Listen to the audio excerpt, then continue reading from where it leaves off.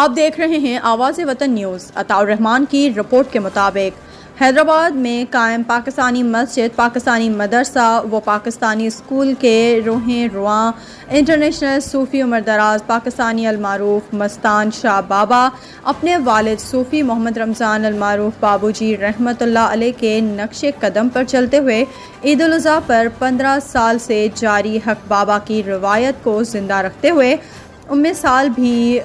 افواج Pakistan, ISI، MI، گمنام hero, پاک رینجرز، پاک FC کے شہداء کی ایصال ثواب کے لیے عید الاضحیٰ کے موقع پر 2 جانور قربان کیے۔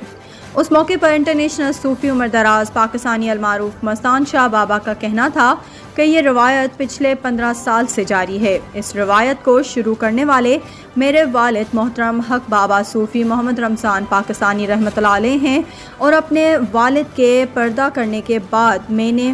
اس روایت کو زندہ رکھا ہوا ہے، اور انشاءاللہ میرے بعد بھی یہ روایت زندہ رہے گی۔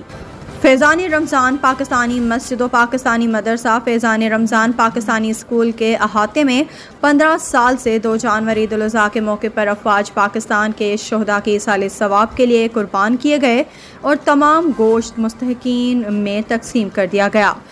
انٹرنیشنل صوفی عمر دراز پاکستانی المعروف مستان شاہ بابا کا مزید کہنا تھا کہ میرا بس چلے تو وطن عزیز پاکستان و افواج پاکستان کے لیے اپنے بچے بھی قربان کر دوں۔ جی بسم اللہ الرحمن الرحیم۔ میں حق بابا صوفی محمد رمضان کا بیٹا صوفی عمر دراز پاکستانی، ہر سال کی طرح اس سال بھی 15واں سال ہو گیا ہے پاک فوج کے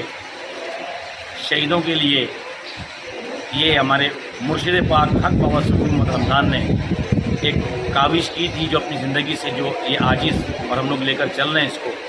تو تمام پاکستانی قوم سے ایک ہی میسیج ہے